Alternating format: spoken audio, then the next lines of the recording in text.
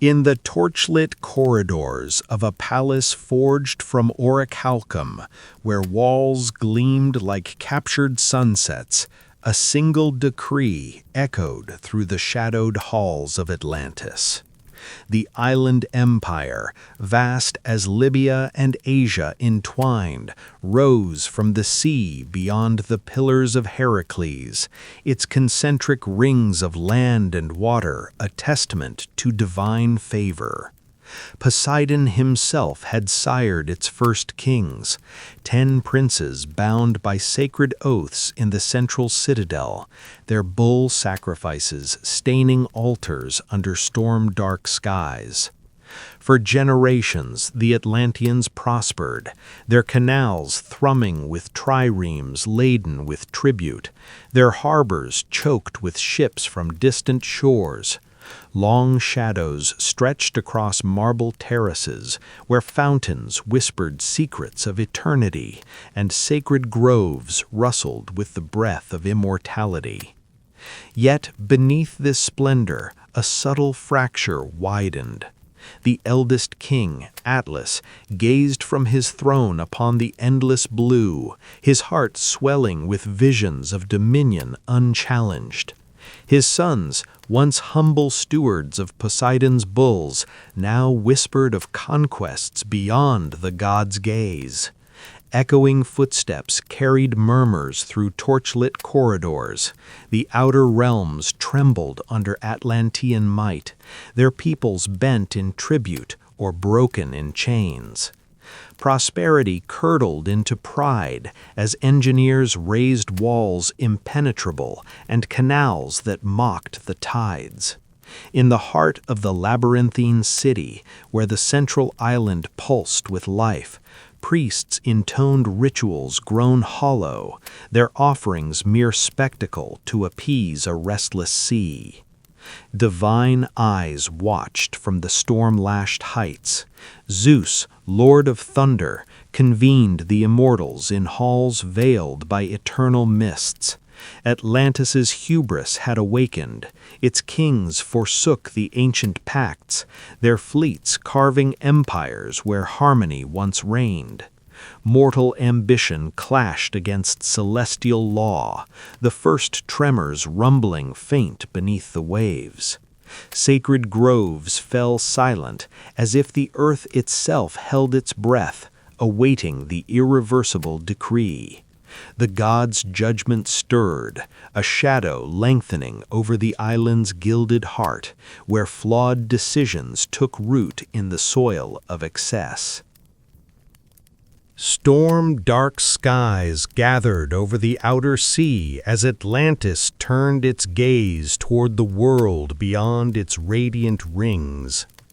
Triremes cut through the waves like obsidian blades, their prows crowned with snarling figures of bronze, their oars beating a relentless rhythm that echoed like distant thunder. On the outer walls, sentries watched from parapets bathed in dying light, the horizon lined with sails bearing the emblem of the island's might. In the sacred groves, where once bulls had been led gently to altars, the earth bore scars of hurried rites and half-hearted prayers. The kings, seated in their ring of thrones around Poseidon's shining temple, no longer debated justice but calculated tribute. Their words fell like coins on cold stone, and the echo rang hollow.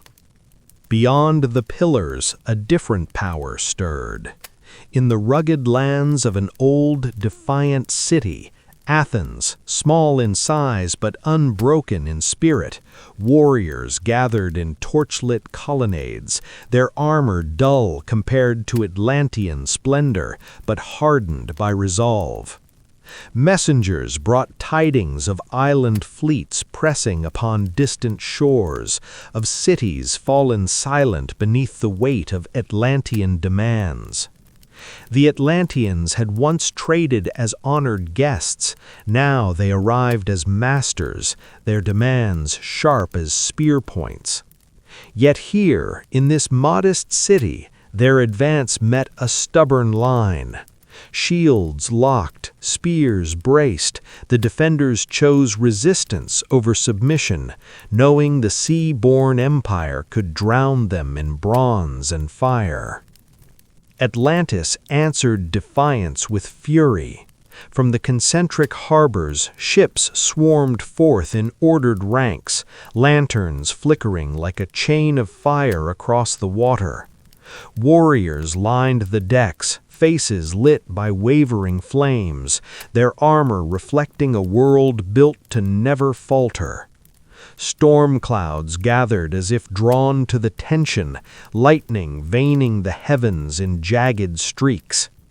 When the two forces met, the clash resounded across the waves, bronze on bronze, shield on shield, a storm of human will and sharpened iron. Atlantean generals, accustomed to swift surrender, found their advance locked against a wall of unyielding courage. The sea, once the empire's ally, churned beneath blood and broken timbers, as if recording each choice in a ledger no king could erase.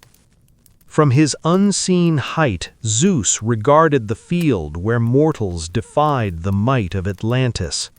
The Atlanteans pressed on, their hearts burning with a belief that nothing forged by human hands could ever truly fall. In that certainty lay their undoing. Each victory they had carved, each city they had bent, had fed a growing blindness, a refusal to see the edge beneath their triumphant stride. As the battle raged and the island's fleets strained against their last great resistance, a deeper tremor stirred far below the surface in the dark bones of the earth. The war for dominion had reached its peak, and with it, the patience of the gods reached its limit. Dawn broke in fractured light over Atlantis, but the sun hung low, veiled by clouds that boiled like the wrath of forgotten gods. The island's concentric rings, once a marvel of unassailable design, now trembled under an unseen force awakening from abyssal depths. In the central citadel, kings clutched their thrones as the earth groaned, a low, resonant shudder that silenced the clamor of harbors and sent ripples racing through sacred canals.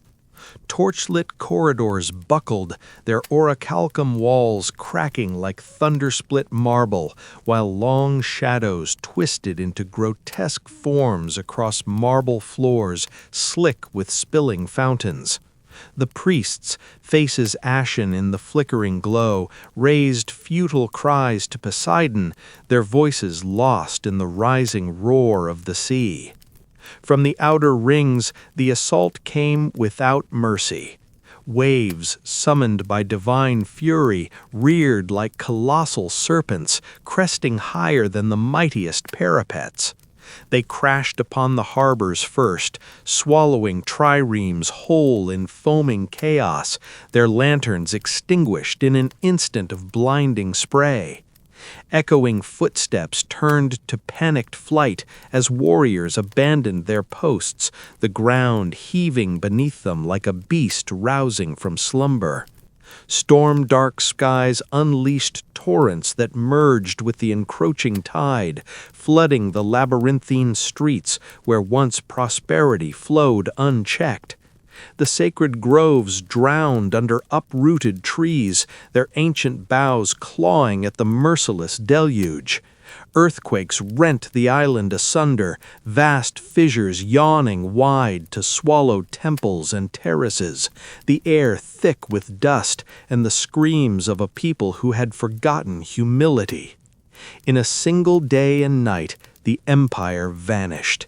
The sea reclaimed its due, leaving only impassable shallows of mud where once a continent had thrived.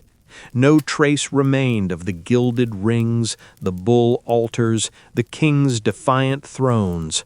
Only silence, profound and eternal, beneath the waves. The gods had spoken through cataclysm, their judgment as inexorable as the tides. In the myth of Atlantis, hubris stands as the irreversible choice that invites fate's unyielding hand. The kings, blinded by their splendor, sowed the seeds of their own submersion, each act of overreach a step toward the abyss. Human weakness, pride masquerading as destiny, extracted its cost not in mercy or warning, but in total erasure, a reminder that divine law brooks no doubt. Long after the echoes faded, the sunken ruins whisper of consequences etched in stone and sea. What rises in excess must descend into oblivion. Gaze upon those silent depths and ponder the shadows of our own unheeded oaths. Thanks for joining this mythic sleep tale. If these ancient echoes stir you, subscribe for more journeys into the eternal.